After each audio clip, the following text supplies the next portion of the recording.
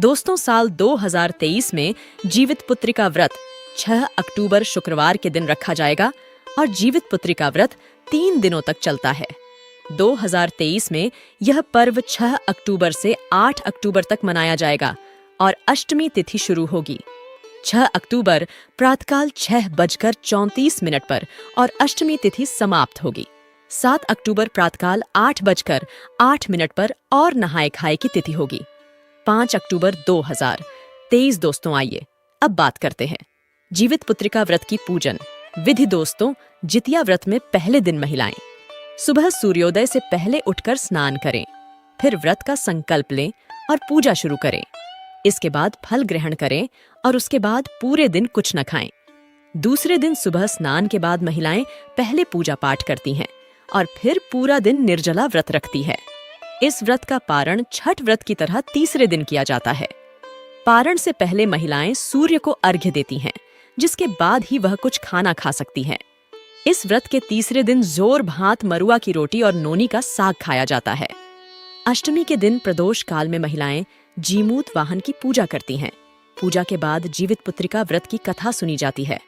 तो आइए अब आपको सुनाते हैं जितिया व्रत कथा, जिसको सुनने मात्र से आपकी सभी इच्छाएं पूरी हो जाएंगी। पहली कथा, गंधर्वों के राजकुमार का नाम जीमूत वाहन था। वे बड़े उदार और परोपकारी थे। जीमूत वाहन के पिता ने वृद्धावस्था में वानप्रस्थ आश्रम में जाते समय इनको राज्य सिंहासन पर बैठाया, किंतु इनका मन राजपाट में नहीं लगता था। वह राज्य का भार अपने भाइयों पर छोड़कर स्वयं वन में पिता की सेवा करने चले गए। वहीं पर उनका मलयवती नामक राज्य कन्या से विवाह हो गया। एक दिन जब वन में भ्रमण करते हुए जीमूत वाहन काफी आगे चले गए, तब उन्हें एक वृद्धा विलाप करते हुए दिखी। इनके पूछने पर वृद्धा ने रोते हुए बताया, मैं नागवंशी स्त्री हूं और मुझे एक ही पुत्र है। पक्षीराज गरुड़ के समक्ष नागों ने उन्हें प्रतिदिन भक्षण हेतु एक नाग सौंपने की प्रतिज्ञा की हुई है। आज मेरे पुत्र शंखचूड़ की बलि का दिन है। जीमूत वाहन ने वृद्धा को आश्वस्त करते हुए कहा, डरो मत, मैं तुम्हारे पुत्र के प्राणों की रक्षा करूंगा। आज उसके बदले में स्वयं अपने आप को उसके लाल कपड़े में ढककर वध्यशिला पर लेटूंगा। इतना कहकर जीमूत वाहन ने शंखचूड़ के हाथ से लाल कपड़ा ले लिया और वे उसे लपेटकर खुद को बलि देने के लिए चुनी हुई वध्यशिला पर लेट गए। नियत समय पर गरुड़ बड़े वेग से आए और वह लाल कपड़े में ढके। जीमूत वाहन को पंजे में दबोचकर पहाड़ के शिखर पर जाकर बैठ गए। अपने चंगुल में गिरफ्तार प्राणी की आंख में आंसू और मुंह में आह निकलता ना देखकर गरुड़ जी बड़े आश्चर्य में पड़ गए। उन्होंने जीमूत वाहन से उनका परिचय पूछा। जीमूत वाहन ने सारा किस्सा सुनाया। गरुड़ जी उनकी बहादुरी और दूसरे की प्राण रक्षा करने में स्वयं का बलिदान देने की हिम्मत से बहुत प्रभावित हुए। प्रसन्न होकर गरुड़ जी ने उनको जीवन दान दे दिया तथा नागों की बलि न लेने का वरदान भी दे दिया। इस प्रकार जीमूत वाहन के अदम्य साहस से नाग जाति की रक्षा हुई और तब से पुत्र की सुरक्षा हेतु जीमूत वाहन की पूजा की प्रथा शुरू हो गई। आश्विन कृष्ण अष्टमी के प्रदोष काल में पुत्रवती महिलाएं जीमूत वाहन की पूजा करती हैं।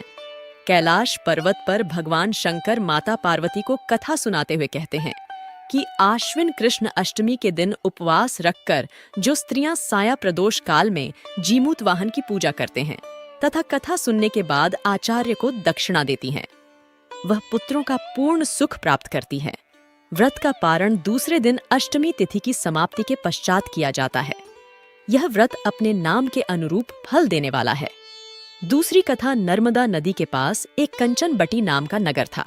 वहां के राजा का नाम मलाई केतु था। उसी नर्मदा नदी के पश्चिम और बालूहटा नाम की मरुभूमि थी, जिसमें एक विशाल पेड़ पर चील रहती थी और उसी पेड़ के नीचे एक सियारिन भी रहती थी। चील और सियारिन दोनों ही पक्की सहेलियां थीं। कुछ महिलाओं को जितिया व्रत करते देख चील और सियारिन ने भी यह व्रत करने का संकल्प लिया और दोनों ही भगवान श्री जीमूत वाहन की पूजा और व्रत करने का प्रण ले लिया। जिस दिन दोनों को व्रत रखना था, ठीक उसी दिन शहर के एक बड़े व्यापारी की मृत्यु हो गई और उनका दाह संस्कार वहीं मरुस्थल पर हुआ। मुर्दा देखकर सियारिन को भूख लगने लगी और वह खुद को रोक नहीं पाई, जिसके कारण उसका व्रत टूट गया। परंतु चील ने खुद पर संयम रखा और पूरी श्रद्धा और नियम से अपना व्रत पूरा किया और अगले दिन व्रत का पारण भी किया। उसके बाद अगले जन्म में दोनों सहेलियों ने पुत्री के रूप में एक ब्राह्मण परिवार में जन्म लिया। उनके पिता का नाम भास्कर था। चील बड़ी बहन और सियारिन छोटी बहन बनी बड़ी बहन का नाम शीलावती रखा गया और उसकी शादी बुद्धिसेन के साथ हो गई। छोटी बहन का नाम कपूरावती रखा गया और उसकी शादी उस शहर के राजा मलायकेतु से हुई और छोटी बहन कपूरावती कंचनवटी नगर की रानी बन गई। अब भगवान जीमूतवाहन के आशीर्वाद से बड़ी बहन शीलावती को 7 पुत्र प्राप्त हुए, लेकिन कपूरावती के बच्चे जन्म लेते ही खत्म हो जाते थे। कुछ सालों बाद शीलावती के 7 पुत्र बड़े हो गए और राजा के दरबार में काम करने लगे। उन्हें देखकर कपूरावती के मन में ईर्ष्या और जलन की भावना उत्पन्न होने लग गई। इस ईर्ष्या की भावना में कपूरावती ने राजा से कहकर शीलावती के 7 बेटों के सर कटवा दिए। फिर उन 7 सिरों को साथ में बर्तन में ढालकर ढक दिया गया और शीलावती के पास भिजवा दिया गया। यह सब देख भगवान जीमूतवाहन ने मिट्टी की सहायता से 7 भाइयों के सर बनाए और सभी सिरों को धड़ से जोड़कर उन पर अमृत छिड़क दिया, जिसके कारण वे 7 भाई फिर से जिंदा हो गए और घर लौट आए। रानी ने जो कटे सर भिजवाए थे वह सब फूल बन गए।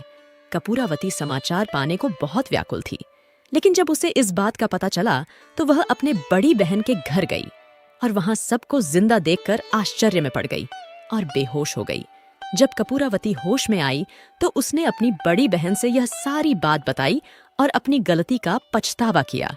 भगवान जीमूतवाहन की कृपा से बड़ी बहन को पूर्व जन्म की सारी बात याद आ गई और वह अपनी छोटी बहन को उसी पेड़ के नीचे लाकर पूर्व जन्म की सारी बातें सुनाई, जिसे सुनकर कपूरावती फिर बेहोश हो गई और मर गई। जब राजा तक इस बात की सूचना मिली तो उन्होंने उसी जगह पर पेड़ के नीचे कपूरावती का दाह संस्कार कर